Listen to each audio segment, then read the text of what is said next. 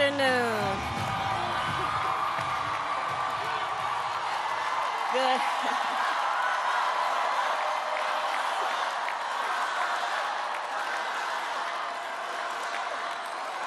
Good afternoon, everyone. Good afternoon. Good afternoon. Good afternoon. Thank you all. Thank you, thank you. Thank you, thank you. So let me say, and I love you back, and I love you back. So let me say, my heart is full today. My heart is full today, full of gratitude for the trust you have placed in me, full of love for our country, and full of resolve. The outcome of this election is not what we wanted, not what we fought for, not what we voted for, but hear me when I say, the light of America's promise will always burn bright. As long as we never give up, and as long as we keep fighting.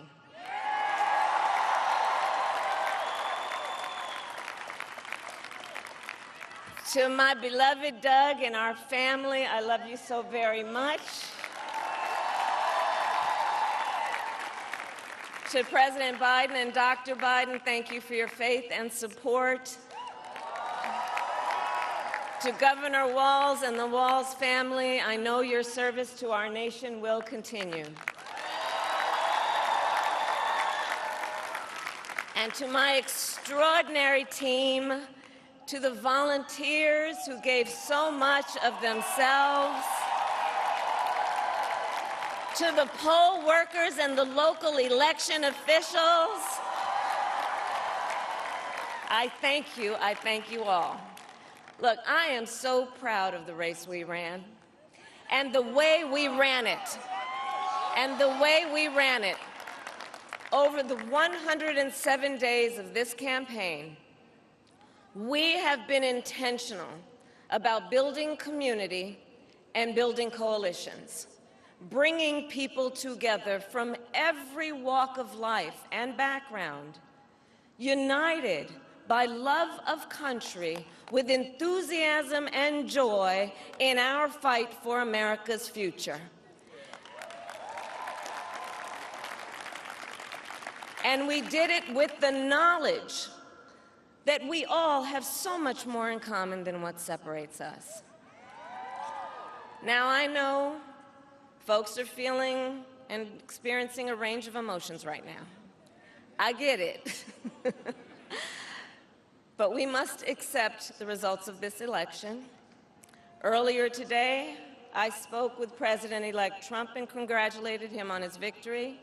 I also told him that we will help him and his team with their transition, and that we will engage in a peaceful transfer of power.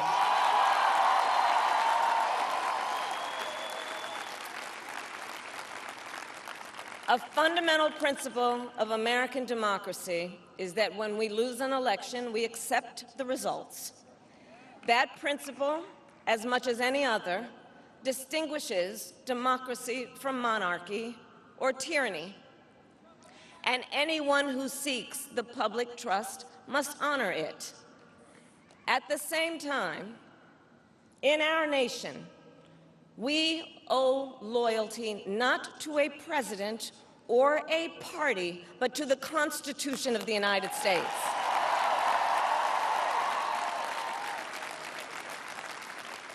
And loyalty to our conscience and to our God. My allegiance to all three is why I am here to say, while I concede this election, I do not concede the fight that fueled this campaign.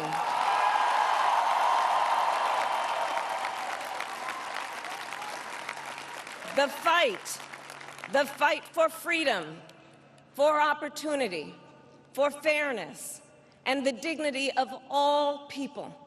A fight for the ideals at the heart of our nation, the ideals that reflect America at our best. That is a fight I will never give up.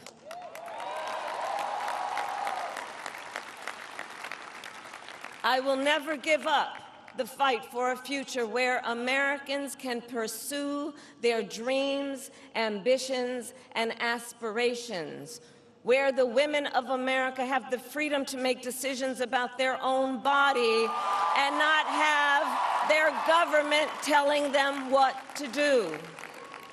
We will never give up the fight to protect our schools and our streets from gun violence.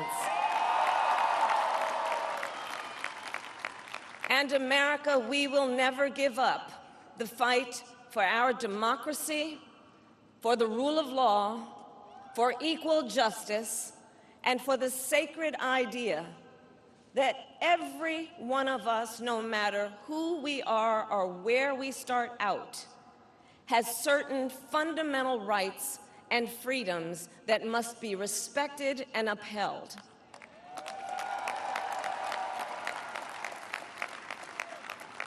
And we will continue to wage this fight in the voting booth, in the courts, and in the public square. And we will also wage it in quieter ways, in how we live our lives, by treating one another with kindness and respect, by looking in the face of a stranger and seeing a neighbor, by always using our strength to lift people up, to fight for the dignity that all people deserve. The fight for our freedom will take hard work, but like I always say, we like hard work. Hard work is good work. Hard work can be joyful work. And the fight for our country is always worth it. It is always worth it.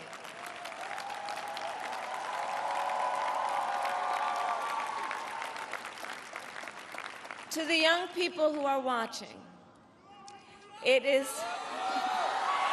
I love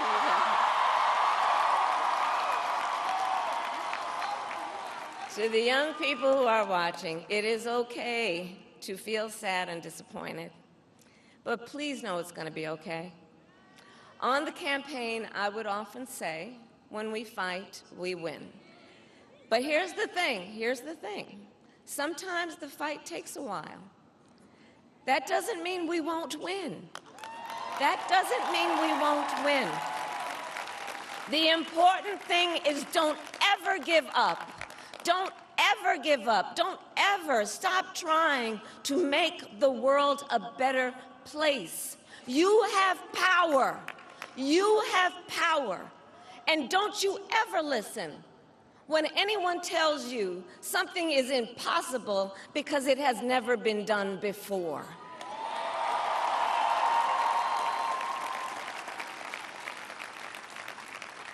You have the capacity to do extraordinary good in the world.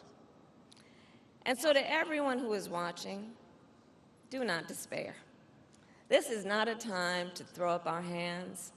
This is a time to roll up our sleeves. This is a time to organize, to mobilize, and to stay engaged for the sake of freedom and justice and the future that we all know we can build together.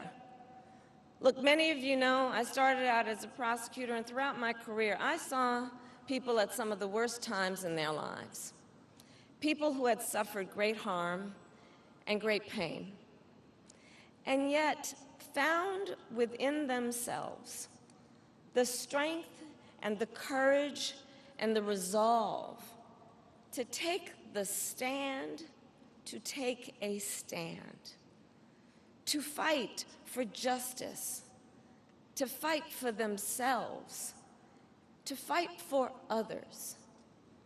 So let their courage be our inspiration. Let their determination be our charge. And I'll close with this.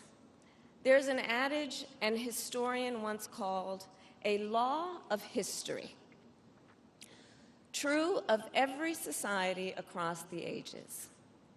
The adage is, only when it is dark enough can you see the stars.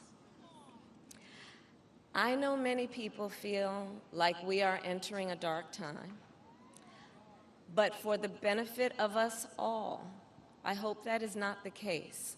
But here's the thing, America, if it is, let us fill the sky with the light of a brilliant, brilliant billion of stars. The light of optimism, of faith, of truth, and service.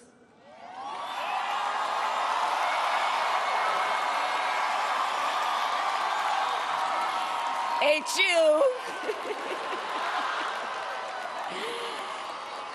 And may that work guide us, even in the face of setbacks, toward the extraordinary promise of the United States of America. I thank you all. May God bless you, and may God bless the United States of America. I thank you all.